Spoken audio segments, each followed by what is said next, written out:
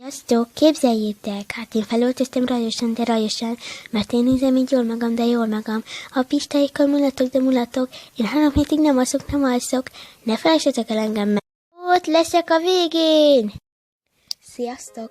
Biztosan észrevettétek már, hogy Undertale videókat készítek, hát később lesz egy pár más videó is, de ez most nem lényeges, hanem az Undertale-ről szeretnék beszélni, hogy vannak ugye három lehetséges történetet vettem észre, ami még talán igaz is.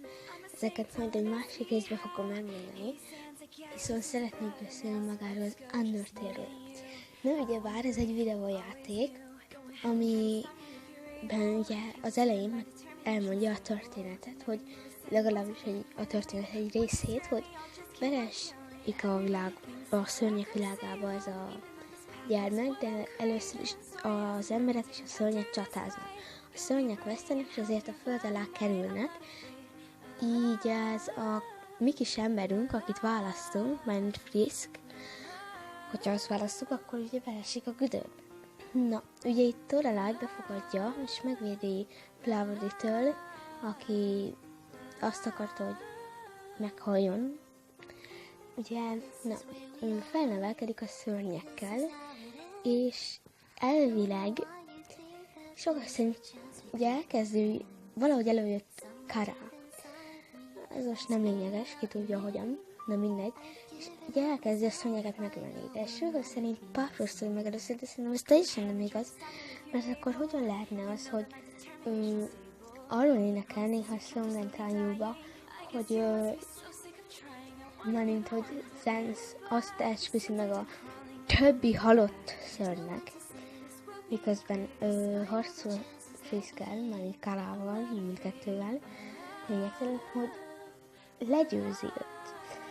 Szóval Paphos történt meg utoljára, csak ugye azért támadták meg előtte, mert nem tudták, hogy ő volt. Teljesen más hittek, hogy természetes halál volt a szörnyeknél, mondjuk azt én nem értem, hogy ezt hogyan tud meghalni, mindegy, hogyha az már alapból halott. Szóval és akkor ugye azért kezdték el a harcot Sans és Frisk, mert Sans látta, hogy Paphos töli meg. Bár nem csoda, hogy Paphos megölte, mert Paphos kínálgatta magát, ugyanis ő tudta, hogy ő ölte meg a többit. Mert Paphos tudta, hogy Frisk ölte meg a többi szörnyet, de senki más rajta kívül. Ezért ajánlotta fel, hogy gyere csak, hogy megnézzük milyen jó van, meg minden más. Ezért hát harcolt, meg is ölte, és harcolt Sans-szel. Na most, ugye sok Strong and Try-ba, ugye már nem tudok beszélni, mindegy, Frisk megadja magát. Mert hogy ő nem akarta ezt tenni, mert hogy tényleg nem akarta ezt tenni. Kara volt az. És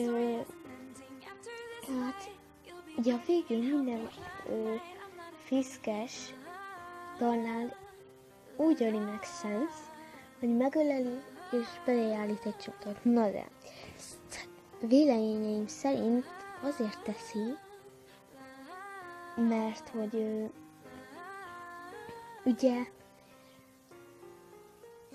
önti felé Frisk a lelket, és ő meg is hatollik, el is hiszi.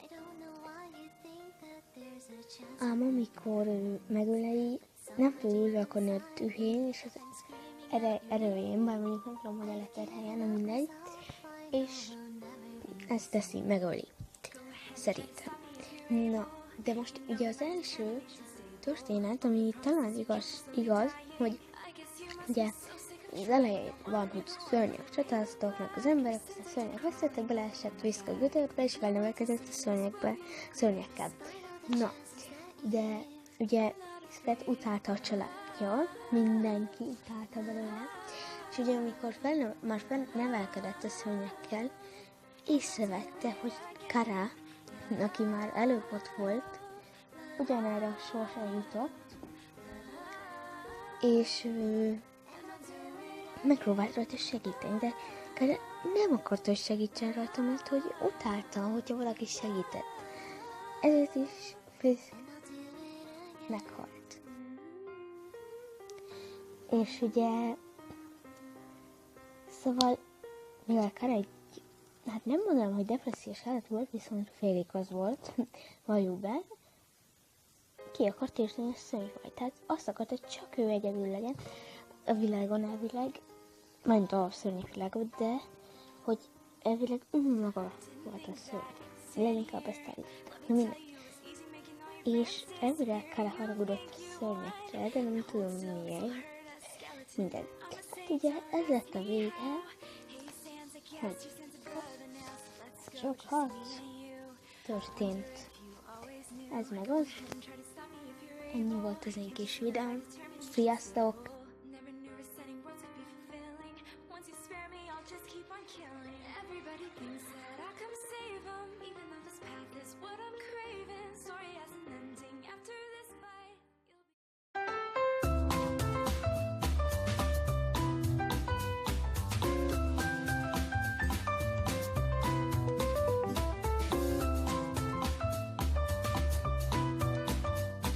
Iratkozzatok fel!